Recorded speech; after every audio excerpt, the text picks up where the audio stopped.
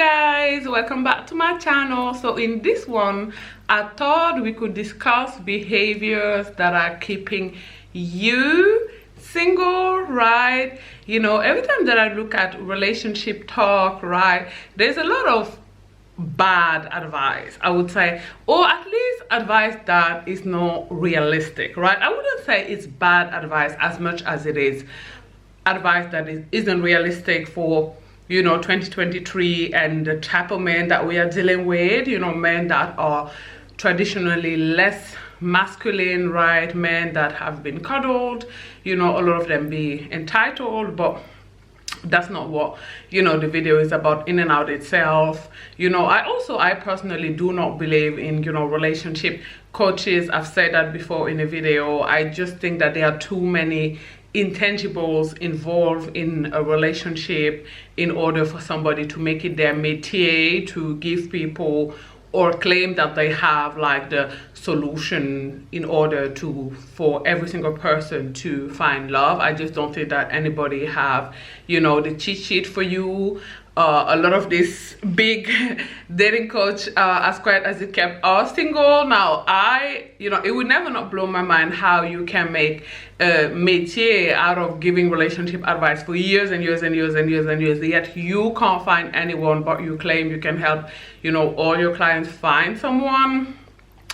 Yeah, I don't know, you guys, it's just not giving you know, it's not giving sense. Okay, it's not making sense. And also, like, you know, I personally believe that there is an amount of luck and timing involved in relationships that, you know, cannot be accounted for, that, you know, cannot be planned or pre-planned. So that for me just makes a relationship coach a no-go. But that's not what this video is about. I already have a video about that. I will link it in the description box down below. In this one, I just wanted to focus on things that I hear them say that, in my opinion, are false, or at least, like I said, not realistic enough for the dating scene in 2023. And the first one is going to be like never making the first move, never making the first step. Now, I'm going to say I understand why they say this for women. I really do. And I want to be crystal clear, even though being very clear on the internet often amounts to nothing. There is a big difference between like signaling interest and actively pursuing a man or aggressively pursuing a man, right? There is a big difference between you having a conversation with your crush and, you know, he says something, let's say y'all work together, right? He says something and you go, ha ha ha, you know, a light tap on the shoulder and be like, oh my god, you're hilarious, like we should totally grab dinner some night, right? There's a big difference between that and having his number and, you know, writing him on WhatsApp like, you know, did you make a reservation? Or I made, you know, even worse, a reservation for us for Thursday night at 7:30 at XYZ place. Show up, right? There's a big difference between the two, because if you say you is hilarious, you should totally take me out to dinner some night, and he's like, bet, give me your phone number, you know, then the ball is in his court, right? If he doesn't say anything, I say abort the mission, right? This is just about, you know, being able to give some signal that you are open to, you know, going on a date with a man. Because, you know, contrary to popular belief, you know, a lot of men are not very, very confident. I would actually venture to say that men who are extremely confident are sociopaths and don't make the best partners, right? Most men are not going to approach a woman just out of the blue in the street and say, hey, you is gorgeous, I'm gonna take you out on dinner, right? Like, I mean, it does happen sometimes. It used to happen a lot 15 years ago, but today, you know, in the air, in the time of Me Too and, you know, women empowerment and a lot of women making it clear that they do not want to be bothered on a day-to-day life when they're just running errands and with their friends and stuff like that. A lot of men are just not going to randomly approach women just out of the blue, especially, you know, high value men. I hate the term, but, you know, and I'm not talking about high earning men, you guys, because there is a big difference between a high earning man and a high value man. I will get into that in another video.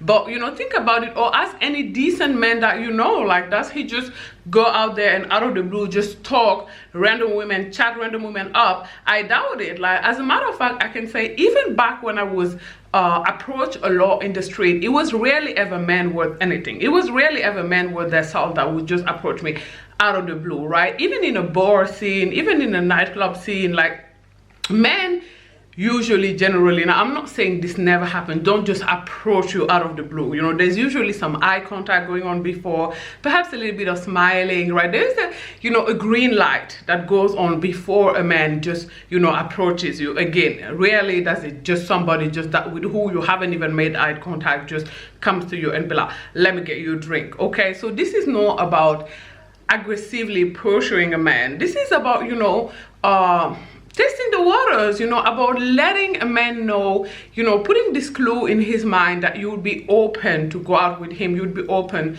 to going on a date with him, right? So again, if you work with him, you could ask him, make sure you leave your phone and your, you know, watch on your desk, by the way, before doing this, right?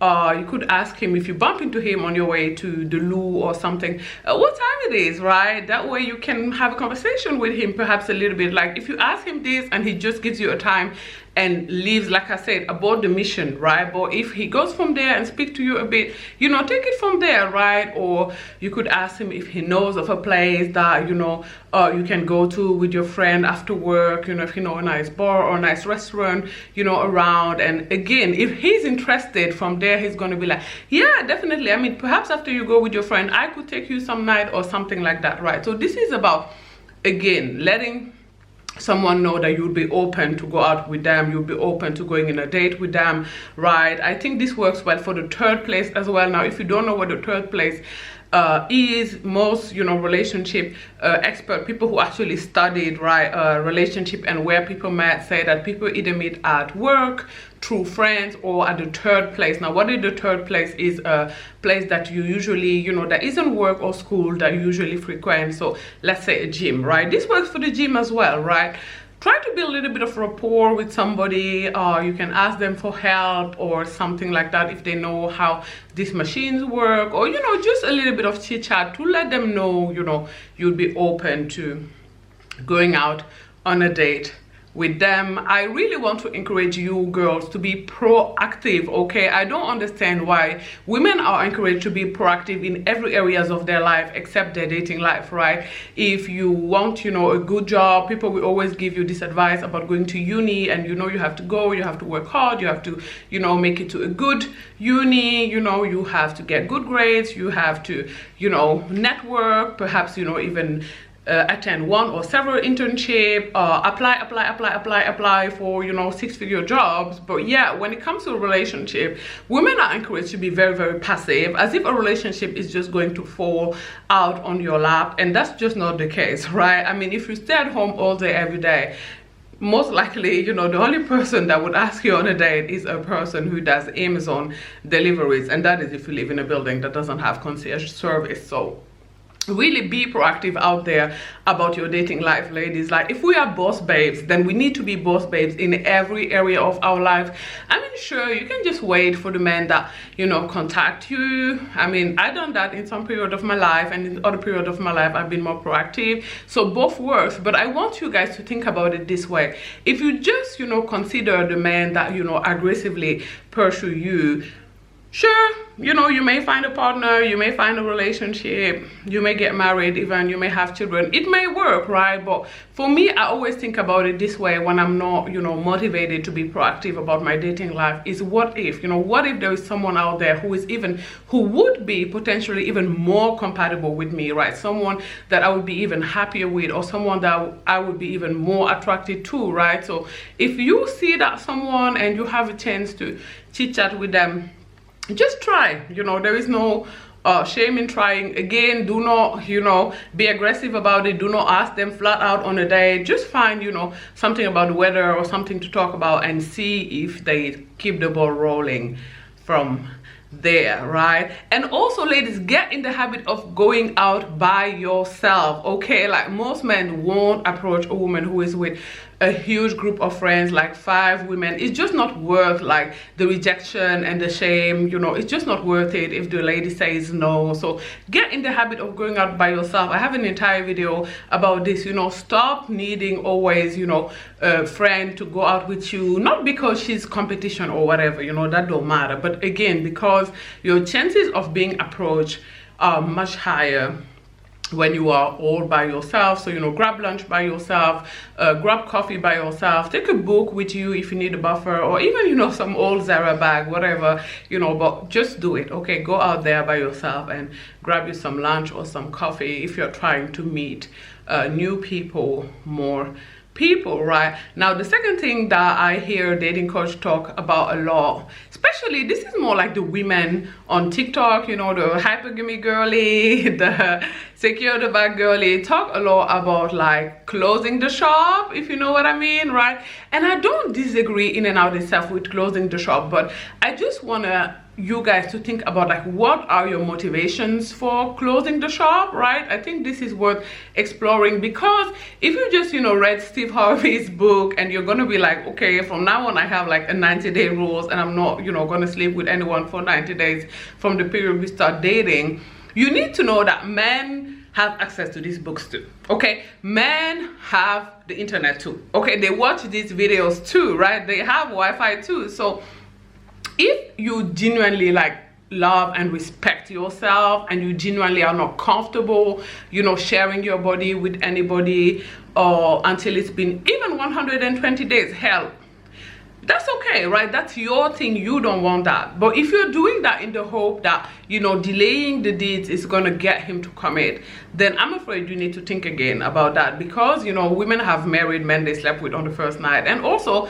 some men will actually go along with it, right? Some men peep game and they have other women they're sleeping with on the side, and, you know, they're taking you on dates for like 3 months like you required, and then once you sleep with them, they're like, oh, you know, I changed my mind, actually I'm not so sure I want to be in a relationship, I'm sorry I wasted your time, da da da da da da. Right? So this is not, you know, as good of an advice or as smart as a lot of women think. Like I said, if you want to do it for you, do it for you, no problem, right? But don't do it in the hopes that this is going to get him to commit, because it may or may not, right? So it's risky. I'm not saying it doesn't work, but just know it may or may not work. And the last one I'm going to touch on in this video is playing hard to get.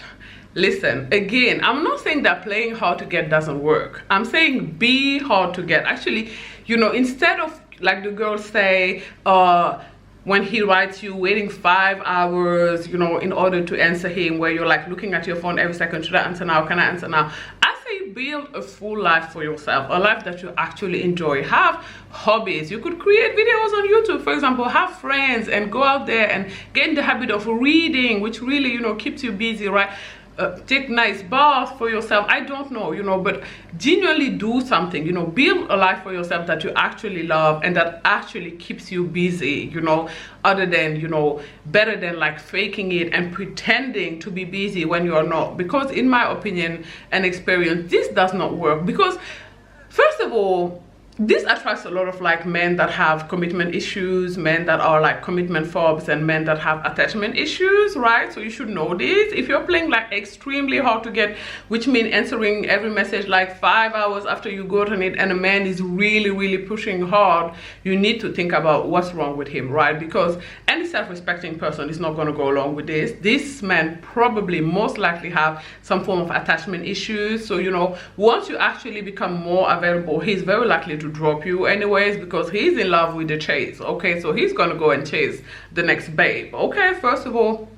And second of all, like, what if, let's say, you know, you don't take it like too you know, too far, you answer like, I don't know, after 40 minutes, 45 minutes, and you actually get into a relationship with this man. What's gonna happen is he's gonna realize you are not actually nearly as busy as you used to pretend to be, right? What's gonna happen then? Is he gonna lose attraction then? Like, do you guys catch my drift? It just don't make a lot of sense in my mind. Again, if you genuinely live a busy life thanks to your job and your hobbies and your friends and your social life, then bet do that. If you don't, you know, and even if you do, just answer when you can. Don't like deliberately delay the answer just to give yourself like an air and a genre of, oh, I'm so busy, I don't have time to return your calls and messages and da da da da. It's just not, you know, it's not mature, it's not what adults do, it's not healthy. Just don't play games, you guys, because, you know, oftentimes when you play games, like, you end up being the clown or getting a clown. So